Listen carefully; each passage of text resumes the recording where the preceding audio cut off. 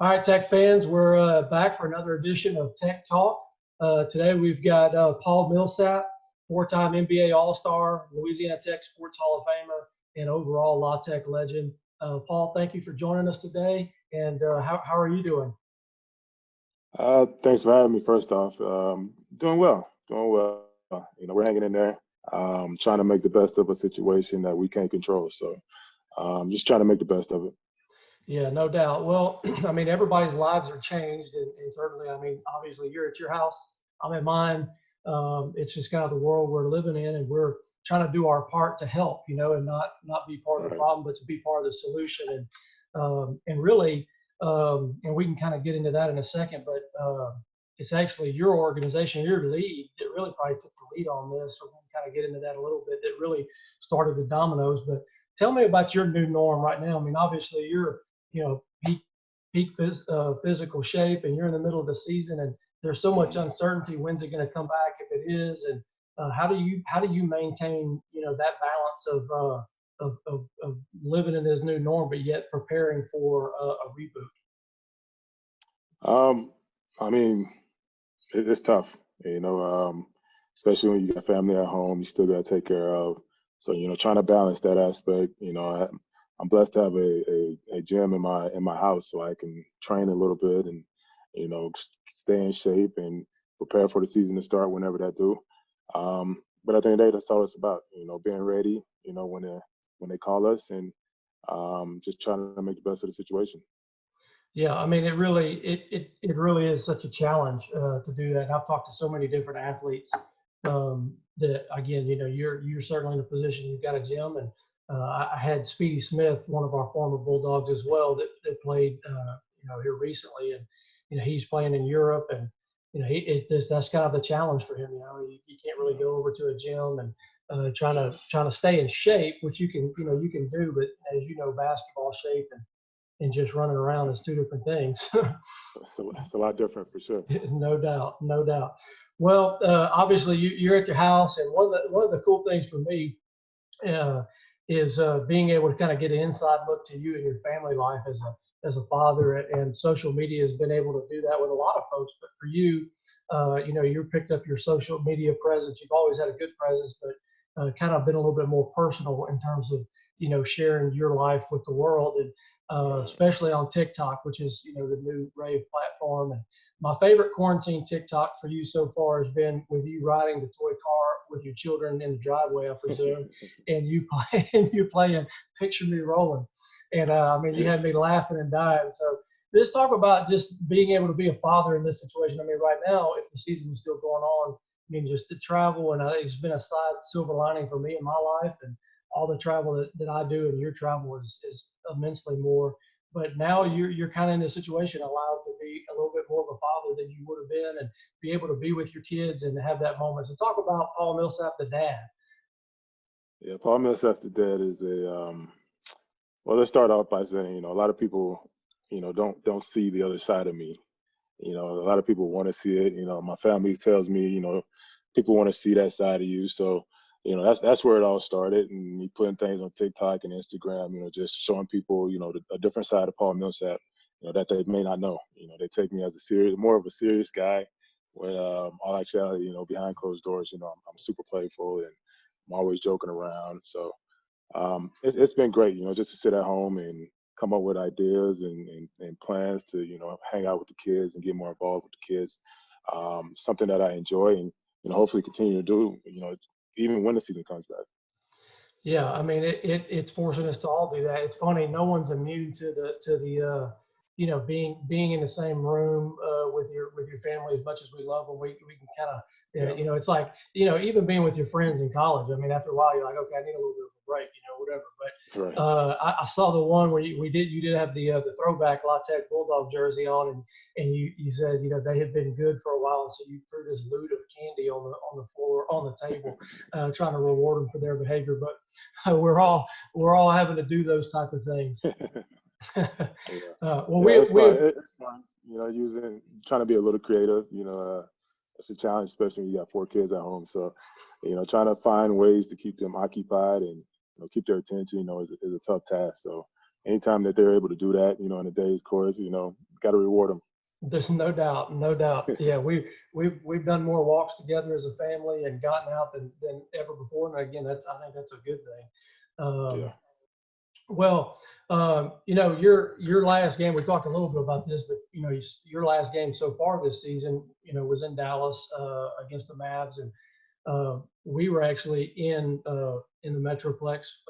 The Louisiana Tech was playing in the Conference USA basketball tournament. Was about to play.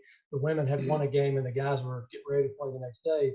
And we were fortunate enough because you were in town. We went over there. We were able to watch you play and get a chance to visit with you a little bit. And unbeknownst to us, that was going to be the last NBA game of the season.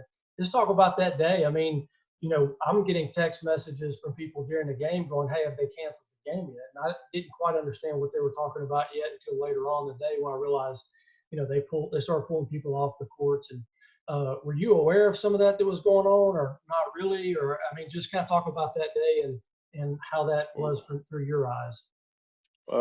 We were filled in a little bit.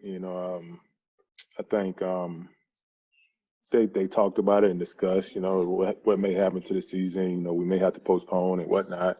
And, in my mind, I'm thinking, you're right. It's too much basketball, too much money, too many players out here, to make this thing go. So after that game, we heard news about Rudy Gobert, and at that point, we realized, this is real. And that's when they decided that we were going to go home after that, because we were prepared to go to San Antonio after that and play the Spurs. That's right.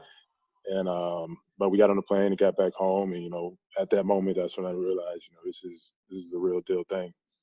Yeah, and I think when we talk about kind of mentioned at the start of this segment, but really, if in history, when we go back and look at this, obviously I have my story and so has their story, but really, I think what really moved our country in a direction of, hey, this is serious, was the decision that Adam Silver and the rest of the NBA, because I think before that, to your point, it was kind of like, yeah, this is a big deal, but man, basketball's got a lot of money, or the NCAA basketball tournament, there's a lot of money involved in that. And how serious were we really going to be about it? Or, well, we'll just play the games without the people. That was kind of the thought for a couple of days. But I think it's pretty cool to think that the NBA, on something that was really such a world issue, that I feel like got the country's attention. Yeah. That's I think that set the tone. It's like, if the NBA is doing it, this is serious. So I'm glad that Adam Silver and those guys talked about it and decided what was right in the safety of the players and the fans, and decided to do that. Yeah, there's no doubt. I mean, at the end of the day, we get to be a part of sports, and I mean, that's pretty cool, and it serves a purpose. But it's like I tell our coaches, I mean, we're blessed to be able to be in this segment of our society and what we do. But right now, as frustrated as we may be and want to get out and do those things, we need to, we really need to heed the caution and let this thing, take its course and us find a cure and do all those things. But anyway, well, let's talk about Louisiana Tech. Talk about your experience in Ruston. Obviously, Ruston is not it's not a town that you had to be recruited from some far off distant, state or place to come to. It was your backyard. But, just talk about your experience at Louisiana Tech and maybe some of your favorite Bulldog memories. It was a great experience, man. Being able to be from that area and go to school. So, my family can come see me play, every other night. And just being close to home, was a blessing for me. And also having an uncle who was the assistant coach at that time, Johnny Simmons, which was great. He helped me academically, and he's a big part of life lessons that he taught me, and being that father figure, and that I didn't have. So that was the main reason I stayed there, and it was a great time. A little struggle here and there, but I made it through it. Through the grace of God and family around me. But a few of my favorite moments, I mean, I've had so many, man. I had so many, but, my first year coming in, I wasn't even expected to play. Coach Richard told me all the time, they were going to redshirt me or sit me, on the bench that first year, and coming in and rebounding, and I earned my spot. And, I think him coming to me saying, Paul, you can lead the the NCAA in rebounding. I was like, what, really? And after that year passed, kept doing it, and eventually, at the end of the season, it happened. And that was a great moment for myself and my family, and Louisiana Tech. No doubt. And then did it again the second year, did it again the third year. What an accomplishment. I mean, did you always, like, going into that situation, was that kind of a change in mindset, or did you always view yourself as like, I'm a rebounder, I'm going to go get it? Or was there a little bit of, he had to kind of see that in you and plant that seed, or was that there already? He planted the seed, but I never, came into it, saying I'm a rebounder or anything like that. I always thought I was, Kobe or Jordan or Yeah, something like that. yeah. I mean, I still do. I mean, when I'm with my kids, I am, by the way. So yeah, when I'm in the gym, I'm mimicking Kobe and Jordan. So rebounding never was a thought. But he did plant that seed, and just like anything else in my life, man. If I see an opportunity or somewhere, an angle that I can get into, and be effective and help a team win, I try to do that. no doubt. Well, you brought so much great attention to Louisiana Tech, and I think for us, the story is still there. I mean, it's the fact that the success you're having now in the NBA, and then for us to talk to kids here, a lot of particularly local kids, to say, hey, you don't need to go off. You can do everything you want to accomplish here, and we're able to point to you and to others, but we're pointing to you now and to say, they came here, they made that decision, and were able to accomplish the things they wanted to accomplish. And so we appreciate that example and your decision to come to Louisiana Tech. It's made a big difference for our program for sure. Yeah, thank you. I tell a lot of kids nowadays, man, it doesn't matter where you're at. Eyes are going to be on you, cameras, social media's up. They will find you no matter where you're at. So I always try to tell kids, who ask me questions about it, and look towards me for advice on what school to go to and how to better their careers. And I say, man, they're gonna find you anywhere you you go. There's no doubt in this day and age. I mean, Hick, you and I are here. You're in Denver, and I'm in Shudrint, Louisiana, doing a Zoom call. I mean, so yes, there's technology out there. If you can play, they will find you. Well, so everybody obviously knows about Paul Millsap, the basketball player. I don't know how many people out there understand or know that you are an avid golfer, and that's probably a gentle adjective to describe. You may say you're an addictive golfer. I've talked to D'Angelo a little bit. He says you might have a little bit of a problem. So just, you just recently, you've been named actually by PGA of America as the first PGA Works Ambassador. Tell us a little bit about how you got into golf and why, and how everybody's got their golf story and how they got introduced to the game. Yeah. What's yours? And then tell us a little bit about your appointment as this Works Ambassador for PGA. Well, for me, when I moved to Atlanta, a few buddies took me out golfing, and they kicked my butt a few times, and I didn't like that. So I decided, I was gonna get in the lab and start working, try to perfect my swing and try to get better. And I'm sorry, Black, I'm down. Sorry, that's my daughter. No, you're good. You're good. Watching YouTube. Get her on the Tech Talk.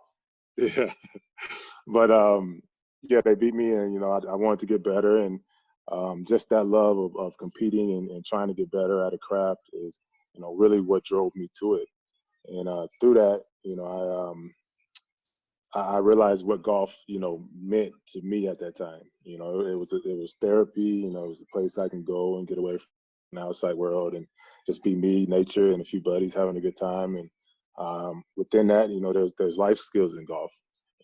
Patience, discipline, and strategy, and all those good things. So eventually, the PGA Works came to me with an ideal, and it's something that I'm all about is teaching, and it's what Core 4 is about, teaching and giving people knowledge and inspiring, and it just felt like a good situation to be a part of. No doubt. Well, I just thrilled about it. I mean, we really are. My youngest son, you may not remember this. My youngest son met you on number 3 out here behind my house at Squire Creek, and he still talks about getting a chance to meet you. And but I mean, we're blessed. I mean, you had a chance to play Squaw Creek. I think you come back a lot during the off season when you can and play here.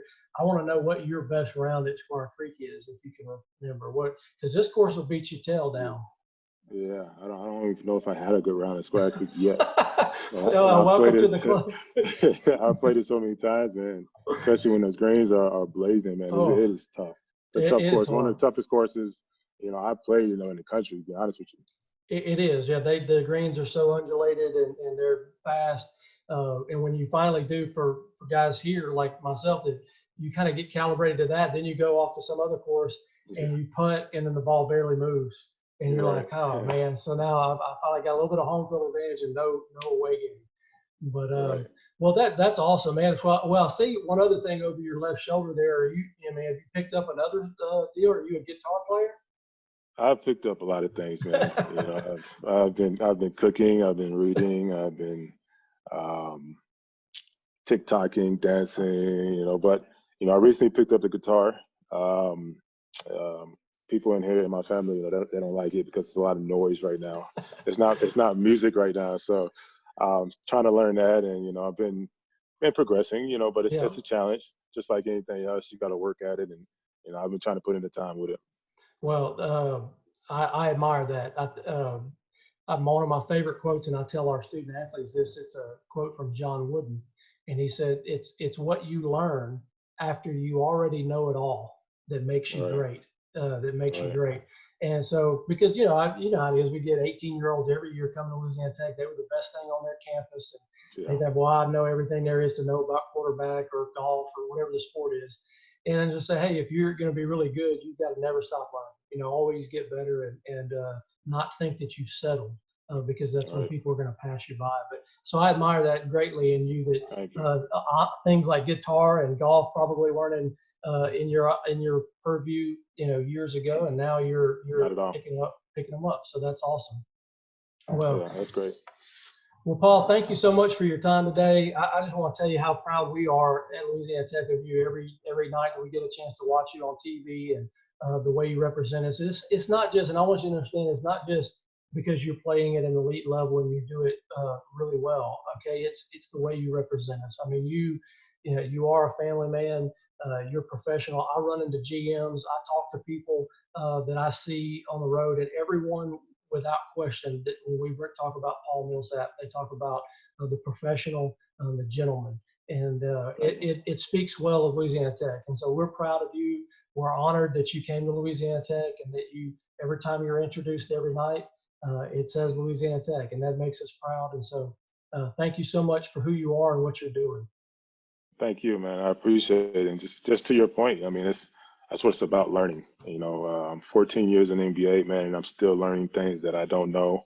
I'm still in the gym working on things that I don't know, and hopefully that continue to keep me going. But Louisiana Tech and Northeast Louisiana, is home, and that's who raised me and made me the man who I am today. So I appreciate that from you guys. Well, thank you very much. It's mutual. Well, folks, again, this is the most recent episode of Tech Talk with Paul Millsap. Thank you so much, and go Bulldogs.